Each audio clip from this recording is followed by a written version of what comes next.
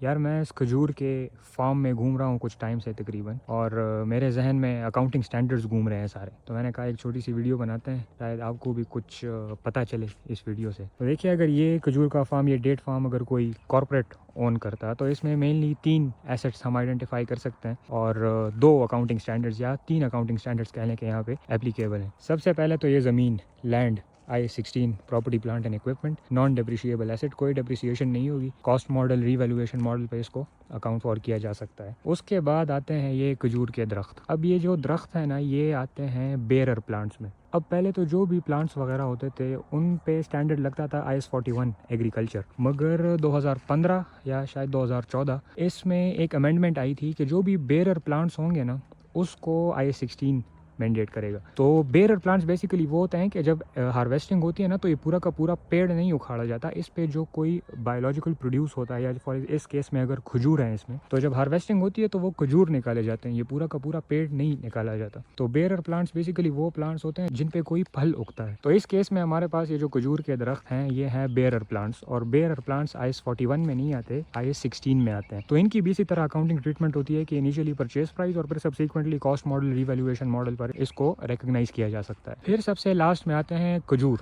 अब मेरे ख्याल से इस टाइम पे इसमें कोई खजूर है तो नहीं, मगर अगर खजूर होते तो वो एज पर IAS 41 रिकॉर्ड होते। अब जब तक ये खजूर इस दरख्त में होंगे तब तक IAS 41, जब हार्वेस्टिंग होगी, जब यहाँ से खजूर निकाले जाएंगे तब भी IAS 41, मगर जब वो एक बार निकल जाएं और उसकी स्टोरेज वगैरह शुरू हो जाए, खजूर जो है वो इन्वेंट्री बन जाती है IAS 2, तब फिर रिकॉर्ड होते हैं वो लोअर ऑफ कॉस्ट और नेट रियलाइजेबल वैल्यू।